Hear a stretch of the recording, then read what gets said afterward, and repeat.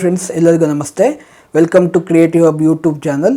ಇವತ್ತಿನ ವಿಡಿಯೋದಲ್ಲಿ ನಾನು ಡ್ರಾಪ್ ಡೌನನ್ನು ಹೇಗೆ ಇನ್ಸರ್ಟ್ ಮಾಡೋದು ಅಂತ ಹೇಳ್ಕೊಡ್ತೀನಿ.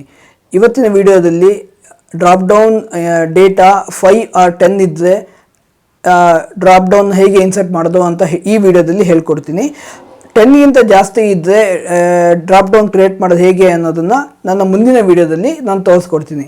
ಎಲ್ಲ MS ಎಕ್ಸೆಲ್ನಲ್ಲಿ ಡ್ರಾಪ್ ಡೌನ್ ಹೇಗೆ ಇನ್ಸರ್ಟ್ ಮಾಡೋದು ಅನ್ನೋದ್ರ ಬಗ್ಗೆ ಹೇಳ್ಕೊಡ್ತೀನಿ. ಮೊದಲಿಗೆ ನಾವು ಯಾವ ಒಂದು ಸೆಲ್ ಅಥವಾ ಯಾವ ಒಂದು ಎಕ್ಸೆಲ್ ಫೈಲಲ್ಲಿ ಡ್ರಾಪ್ ಡೌನ್ ಇನ್ಸರ್ಟ್ ಮಾಡ್ಕೋ ಅದನ್ನ ಡಿಸೈಡ್ ಮಾಡಿ, ಅದಾದ್ಮೇಲೆ ಏನು ಡೇಟಾನ ನಾನು ಡ್ರಾಪ್ ಡೌನ್ ಅಲ್ಲಿ ಇನ್ಕ್ಲೂಡ್ ಮಾಡಬೇಕು ಅದನ್ನ ಡಿಸೈಡ್ ಮಾಡ್ಕೊಳ್ಳಿ. ಸೊ ಈ ಒಂದು ವಿಡಿಯೋದಲ್ಲಿ ನಾನು ಇಲ್ಲಿ ಕಾಲಮ್ A2 ಅಂದ್ರೆ ಡೇಟ್ ಕೆಳಗಡೆ ಡೇಟ್ ಸೆಲ್ ಇದೆಯಲ್ಲ ಅದ್ರ ಕೆಳಗಡೆ ನಾನು ಡ್ರಾಪ್ ಡೌನ್ ಇನ್ಸರ್ಟ್ ಮಾಡ್ತಾ ಇದ್ದೀನಿ. ಆಮೇಲೆ ನಾನು ಇನ್ಸರ್ಟ್ ಮಾಡ್ಕೊಳ್ಳೋಕೆ ತಗೊಳ್ತಾ ಇರೋ ಡೇಟಾ ಬಂದು weekdays, that is Sunday, Monday, Tuesday, Wednesday, Thursday, Friday and Saturday. So drop down ಅಲ್ಲಿ ಇರೋ ಐಟಮ್ಸ್ ಲೈಕ್ 5 or 10 ಅದ್ರೊಳಗೆ ಇದ್ರೆ ಈ ರೀತಿ ಇದನ್ನ ಮ್ಯಾನ್ಯುಯಲ್ ಆಗಿ ಟೈಪ್ ಮಾಡೋದು ಬೆಸ್ಟ್.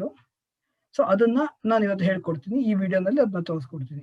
ಮೊದಲಿಗೆ ಸೆಲ್ ಮೇಲೆ ಕ್ಲಿಕ್ ಮಾಡಿ ನೀವು ಎಲ್ಲಿ ಯಾವ ಸೆಲ್ ಅಲ್ಲಿ ಡ್ರಾಪ್ ಡೌನ್ ಕ್ರಿಯೇಟ್ ಮಾಡಬೇಕು. ಅದಾದ ನಂತರ ಡೇಟಾ ಟ್ಯಾಬ್ಗೆ ಹೋಗಿ, ಆಲ್ರೆಡಿ ನಾನು ಡೇಟಾ ಟ್ಯಾಬ್ ಅಲ್ಲೇ ಇದ್ದೀನಿ. ಅದಾದ್ಮೇಲೆ ಇಲ್ಲಿ ಡೇಟಾ ವ್ಯಾಲಿಡೇಷನ್ಗೆ ಕ್ಲಿಕ್ ಮಾಡಿ, ಮತ್ತೆ ಇಲ್ಲಿ ಡೇಟಾ ವ್ಯಾಲಿಡೇಷನ್ ಕ್ಲಿಕ್ ಮಾಡಿ. ನಿಮ್ಗೆ ಇನ್ನೊಂದು ಸ್ಕ್ರೀನ್ ಅಪಿಯರ್ ಆಗುತ್ತೆ ನೋಡಿ. ಇಲ್ಲಿ ಸೆಟ್ಟಿಂಗ್ಸ್ ಇರುತ್ತೆ. ಬೈ ಡಿಫಾಲ್ಟ್ ನಿಮ್ಗೆ ಇಲ್ಲಿಗೆ ಬರುತ್ತೆ. ನೋ ನೀಡ್ ಆಫ್ ಗೋಯಿಂಗ್ ಇಲ್ಲಿ input message error alert. So settings ಅಲ್ಲಿ ಕೆಳಗಡೆ ಬಂದ್ರೆ ಎನಿ ವ್ಯಾಲ್ಯೂ ಅಂತ ಸೆಲೆಕ್ಟ್ ಆಗಿರುತ್ತೆ. ನೀವು ಅದನ್ನ ಲಿಸ್ಟ್ ಅಂತ ಚೇಂಜ್ ಮಾಡಿ. ಅದಾದ್ಮೇಲೆ ಆ ವೀಕ್ ಡೇಸ್ ಅನ್ನು ಟೈಪ್ ಮಾಡ್ಕೊಂಡು ಹೋಗಿ by using comma as separator.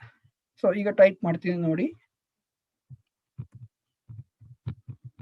Sunday comma space Monday comma space Tuesday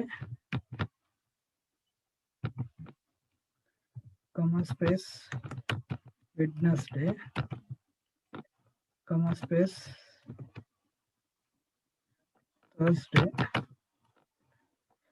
comma space Friday, again comma space Saturday. So ಇದಾದ್ಮೇಲೆ ಸೊ ಟೈಪ್ ಆಗಿರುತ್ತೆ. ನೆಕ್ಸ್ಟ್ ಓಕೆ ಕೊಡಿ. ಸೊ ನಮ್ಗೆ ಇಲ್ಲಿ ಡ್ರಾಪ್ ಡೌನ್ ಬಂತು ನೋಡಿ. ಈ ತರ ಐಕಾನ್ ಬರ್ತಾ ಇದೆ, ಡ್ರಾಪ್ ಡೌನ್ ಇದೆ ಅಂತ. ನೀವು ಯಾವ ಡ್ರಾಪ್ ಡೌನ್ ಬೇಕೋ ಸೆಲೆಕ್ಟ್ ಮಾಡ್ಕೋಬಹುದು. ಸಪೋಸ್ ಈ ಡ್ರಾಪ್ ಡೌನ್ ಒಂದು ಸೆಲ್ ಅಲ್ಲಿ ಕ್ರಿಯೇಟ್ ಮಾಡೋದು ನೀವು 100 ಸೆಲ್ಗೆ ಕಾಪಿ ಮಾಡಬೇಕಾದ್ರೆ ಜಸ್ಟ್ ಇದನ್ನ ಸೆಲೆಕ್ಟ್ ಮಾಡ್ಕೊಳ್ಳಿ, ಶಿಫ್ಟ್ ಕೀ ಇಟ್ಕೊಳ್ಳಿ, ಆಮೇಲೆ ಡೌನ್ ಆದ ಒತ್ತಿ. ಸೊ ಈ ರೀತಿ ನಿಮ್ಗೆ ಎಷ್ಟು ಸೆಲ್ ಬೇಕೋ ಅಷ್ಟು ಸೆಲ್ ಸೆಲೆಕ್ಟ್ ಮಾಡ್ಕೊಂಡು ಕಂಟ್ರೋಲ್ ಡಿ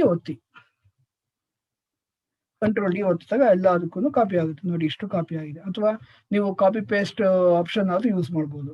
ಸೊ ಈ ರೀತಿ ಡ್ರಾಪ್ ಡೌನ್ ಅನ್ನ ನಾ ಮುಂಚೆನೆ ಹೇಳಿದಾಗೆ ಈ ಫೈಲ್ ಅಲ್ಲಿ ಡ್ರಾಪ್ ಡೌನ್ ಅನ್ನ ಬೇರೆ ಶೀಟ್ಗೆ ಕಾಪಿ ಪೇಸ್ಟ್ ಮಾಡ್ಬೋದು, ಅಥವಾ ಬೇರೆ ಎಕ್ಸೆಲ್ ಫೈಲ್ ಕಾಪಿ ಪೇಸ್ಟ್ ಮಾಡ್ಬೋದು. ಸೊ ಆಪ್ಷನ್ ಎಲ್ಲ ಇದೆ. ಸೊ ಫ್ರೆಂಡ್ಸ್, ಇಲ್ಲಿಗೆ ಈ ವಿಡಿಯೋನ ಮುಗಿಸ್ತಾ ಇದ್ದೀನಿ. ನಿಮಗೆ ಈ ವಿಡಿಯೋ ಇಷ್ಟ ಆಗಿದ್ರೆ ದಯವಿಟ್ಟು ಲೈಕ್ ಮಾಡಿ, ಶೇರ್ ಮಾಡಿ, ಕಮೆಂಟ್ ಮಾಡಿ and subscribe to my channel. Thank you very much.